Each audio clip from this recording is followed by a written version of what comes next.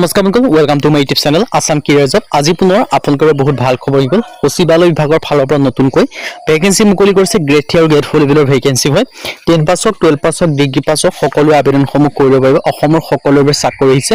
So কেনেদৰে আবেদনসমূহ কৰিব পাৰিব, কোনটো পদৰ ক্ষেত্ৰত কিমানকৈ এজ ক্ৰাইটেৰিয়া বিচাৰিছে, কোৱালিফিকেশ্যন বিচাৰিছে, সিলেকশ্যন প্ৰচিডিউৰ বিচাৰিছে, অৰ্হতা কিমান লাগিব, এই সকলোখিনি কথা এই ভিডিঅ'যোগে আলোচনা কৰা হ'ব। সো যদি ভিডিঅ'টো ভাল পায় ভিডিঅ' লাইক কৰিব, লগৰ চেনেলটো ছাবস্ক্ৰাইব কৰিব, এনেকুৱা ভিডিঅ' প্ৰতিদিনে পাই থাকিব। আৰু আমাৰ হোৱাটছআপ চেনেল ভিডিঅ' ডিছক্ৰিপশ্যন দিয়া আছে, তাত গৈ ফলোটো কৰি দিব পাৰে। তেতিয়া আপোনালোকে ডেইলি জবৰ আপডেটসমূহ পাই থাকিব পাৰিব।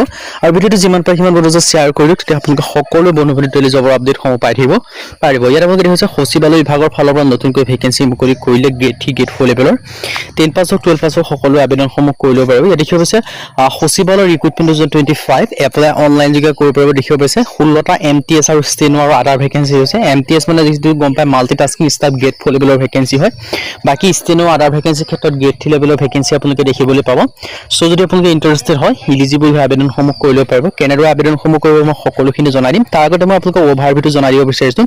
সচিবালয় ৰিক্ৰুটমেণ্ট 2025ৰ কাৰণে যে NITR পৰা আহিছে মাল্টিটাস্কিং ষ্টাফ MTSৰ ভেকেন্সি দেখিবলৈ পাব।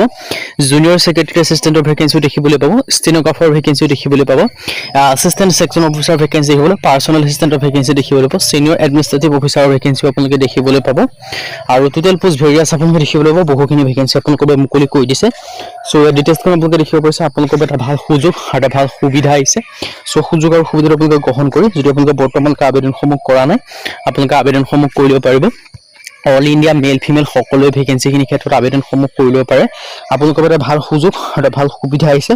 সো সুযোগ আৰু সুবিধাটো আপোনালোকে গ্ৰহণ কৰি, যদি বৰ্তমানকৈ ভেকেন্সিখিনিৰ ক্ষেত্ৰত যদি আবেদনসমূহ কৰা নাই, আপোনালোকে আবেদনসমূহ কৰি ল'ব পাৰিব। হু কেন এপ্লাই যে ক'বলৈ যাওঁ, অল ইণ্ডিয়া মেল হওক ফিমেল হওক সকলোৱে এই ভেকেন্সিখিনিৰ ক্ষেত্ৰত আবেদনসমূহ কৰি ল'ব পাৰিব। আৰু ইয়াৰ যিটো এপ্লাইসমূহ কেনেদৰে কৰিব পাৰিব মই সেইখিনিও জনাই আছোঁ। এজ ক্ৰাইটেৰিয়া কিমান আহিব সেইটোও জনাই আছোঁ। ছবিটো আপোনালোকে শেষলৈকে চাই থাকিব পাৰিব।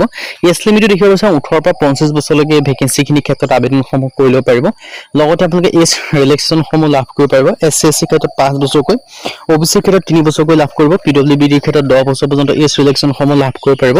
সো আপোনালোকৰ এটা ভাল সুযোগ আৰু এটা ভাল সুবিধা আহিছে।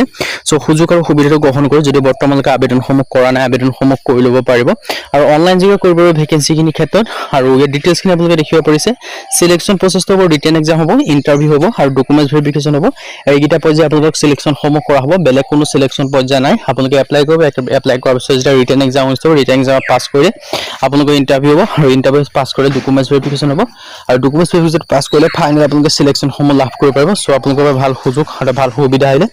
সো আপোনালোকে যদি ইণ্টাৰেষ্টেড হয়, ইলিজিবল হয়, আপোনালোকে ভেকেন্সিখিনিৰ ক্ষেত্ৰত আবেদনসমূহ কৰি ল'ব পাৰিব। এডুকেশ্যন কোৱালিফিকেশ্যন হয় 10 পাছ হওক, 12 পাছ হওক, ডিগ্ৰী পাছ হওক, সকলো আবেদনসমূহ কৰি ল'ব পাৰিব। 10 পাছ কৰি ল'ব পাৰিব, 12 পাছ কৰি ল'ব পাৰিব, আৰু গ্ৰেজুৱেশ্যন পাছ কৰিলেও আবেদনসমূহ কৰি ল'ব পাৰিব। 10 হওক, 12 হওক, ডিগ্ৰী হওক। আৰু এডুকেশ্যন কোৱালিফিকেশ্যন 10 হওক। আৰু লগতে ইম্পৰ্টেণ্ট ডকুমেণ্টছৰ ক্ষেত্ৰত জনাই দিছোঁ। পাছপ'ৰ্ট চাইজ ফটোগ্ৰাফৰ প্ৰয়োজন হ'ব, চিগনেচাৰ লাগিব, আধাৰ কাৰ্ড লাগিব, এডুকেশ্যন চাৰ্টিফিকেট লাগিব। আৰু ইয়াত দেখিব হৈছে চিগনেচাৰ, আধাৰ কাৰ্ড, এডুকেশ্যন চাৰ্টিফিকেট, এই গোটেইখিনি ডকুমেণ্টছ প্ৰয়োজন হ'ব। ধুনীয়াকৈ ডিটেইলছখিনি আপোনালোকে দেখিব পাৰিছে। Passport size photograph, education proof লাগিব। আৰু এইখিনি ডকুমেণ্টছ হ'লে আপোনালোকে আবেদনসমূহ কৰি ল'ব পাৰিব। আপোনালোকৰ এটা ডাঙৰ সুযোগ, ডাঙৰ সুবিধা আহিছে।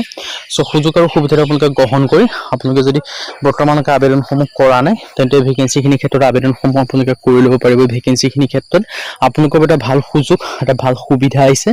সো ইয়াৰ ক্ষেত্ৰত আপোনালোকে ধুনীয়াকৈ ডিটেইলছখিনি আপোনালোকে ধুনীয়াকৈ দেখিব পাৰিছে। সো যদি আপোনালোকে আবেদনসমূহ বৰ্তমানলৈকে কৰা নাই, আপোনালোকে কৰি মেলি ল'ব পাৰিব। ষ্টাৰ্টিং ডেটটো দেখিব পাৰিছে 9 ছেপ্টেম্বৰৰ পৰা আবেদনসমূহ ষ্টাৰ্ট হৈছে। 16 অক্টোবৰ ইয়াৰ কাৰণে লাষ্ট ডেট হয়। সো আপোনালোকে তাৰ আগতে ভেকেন্সিখিনিৰ ক্ষেত্ৰত আবেদনসমূহ কৰি ল'ব লাগিব। আৰু ডিটেইলছখিনি মই আপোনালোকক জনাই দিলোঁ। আপোনালোকৰ এটা ভাল সুখবৰ আৰু সুযোগ আপোনালোকৰ মুকলি কৰি দিছে। সো ইয়াৰ ডিটেইলছখিনি দেখিছে 18 পৰা 25 বছৰলৈকে পাৰিব আবেদনসমূহ কৰিবলৈ। সো এডভাৰটাইজমেণ্ট আৰু এপ্লাই লিংকটো ভিডিঅ' ডিছক্ৰিপশ্যনত দিয়া থাকিব। সেই লিংকৰ থ্ৰুদি গৈ আপোনালোকে আবেদনসমূহ কৰি ল'ব পাৰিব। আজি ভিডিঅ' মানে যদি ভিডিঅ' ভাল পায় লাইক কৰিব পাৰে, লগৰ চেনেলটো ছাবস্ক্ৰাইব কৰিব, এনেকুৱা ভিডিঅ'সমূহ প্ৰতিদিনে পাই থাকিব। আৰু আমাৰ হোৱাটছআপ চেনেল ভিডিঅ' ডিছক্ৰিপশ্যনত দিয়া আছে, তাত গৈ ফলোটো কৰি দিব পাৰে। তেতিয়া আপোনালোকে ডেইলি জবৰ আপডেটসমূহ পাই থাকিব পাৰিব। আৰু ভিডিঅ' যিমান পাৰে সিমান বন্ধুৱে শ্বেয়াৰ কৰি দিয়ক। আজিলৈকে ভিডিঅ'ত লগ পাম।